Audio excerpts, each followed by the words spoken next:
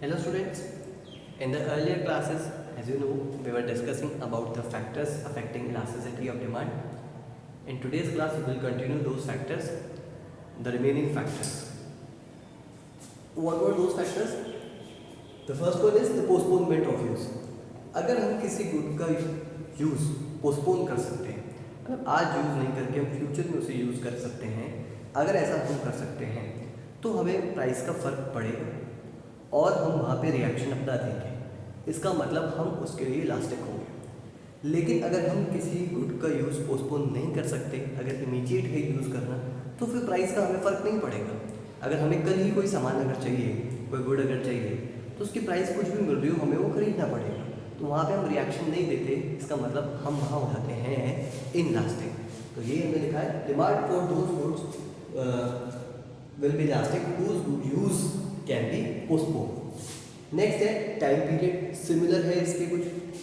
जो गुड्स हमें longer time duration के अंदर चाहिए, अभी नहीं चाहिए, ठीक है, लॉन्गर टाइम ड्यूरेशन के अंदर, मतलब टाइम है उसमें अभी हमें, तो वहाँ पे हम इलास्टिक हो जाएंगे, ठीक है, क्योंकि वहाँ पे हमारे पास में ऑप्शन है हमारी प्रेफरेंस बदलने का, ठीक है, हमारा टेस्ट बदलने का, हमारा प्राइस पे हम रिएक्ट कर सकते हैं, हैबिट हमारी चेंज करने का हमारे पास टाइम है। तो लॉन्गर ड्यूरेशन में आपके पास में टाइम होता है ऑप्शंस अवेल करने का, अपनी हैबिट चेंज करने का, ये सारी चीज़ों का टाइम है, इसलिए आप वहाँ पे इलास्टिक है, आप वहाँ पे रिएक्ट करते हैं। लेकिन शॉर्टर ड्यूरेशन में ये आपके पास में टाइम नहीं है, ना आप अपना हैबिट चेंज कर सकते हैं, ना आप अपना प्रेफरेंस चेंज कर सकते हैं, कुछ भी नहीं कर सकते, इसलिए आपको वहाँ पे रिएक्शन का मौका नहीं लगता है और आप वहाँ पे इनइलास्टिक होते हैं, ठीक है। तो टाइम पीरियड के अंदर क्या है, demand is elastic in longer time period because consumer has enough time to change its preference और हैबिट, ठीक है। नेक्स्ट है आपका price level. Generally high price level पे हम ज़्यादा सेंसिटिव हो जाते हैं या ज़्यादा रिएक्ट करते हैं। मान लीजिए मार्केट में बहुत सारी चीज़ें महंगी मिल रही हैं, ठीक है, मार्केट में price level, general price level ऊंचा चल रहा है, सारी चीज़ें महंगी मिल रही हैं, तो हम सोच समझ के पैसे खर्च करने लग जाते हैं, बहुत सेंसिटिव हो जाते हैं प्राइस को लेके, तो वहाँ पे हम इलास्टिक हो जाते हैं, रिएक्ट करते हैं। लेकिन जब प्राइस लेवल नीचे होता है किसी गुड का, तो हम वहाँ पे रिएक्ट नहीं करते हैं, ठीक है, वहाँ पे हमारी इलास्टिसिटी लो होती है। तो if the price level of the good is high then elasticity will also be high and vice versa, कि अगर प्राइस लेवल अगर लो है तो इलास्टिसिटी भी लो ही रहेगी, ठीक है।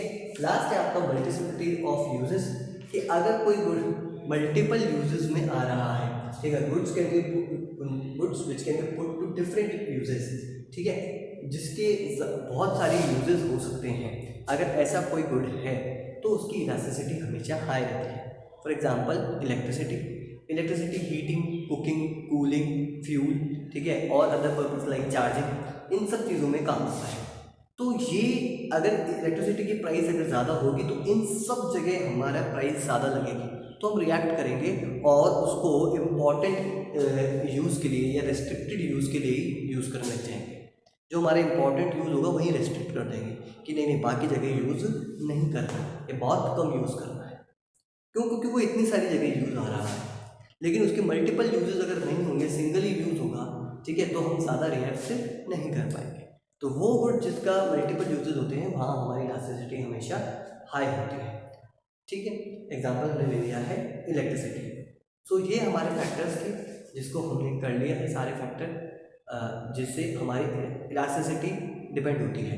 एक बात याद रखिएगा, हमने हमेशा वर्ड यूज़ किया है रिएक्ट करते हैं, ठीक है, परेशान होते हैं, घबराते हैं प्राइस से, ये सारी चीज़ें हमने यूज़ की हैं।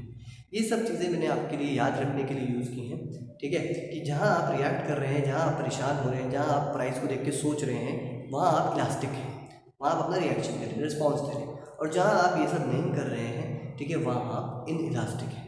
क्लियर है? Elastic and elastic. So that's all for today. We'll continue our discussion in next class. Thank you.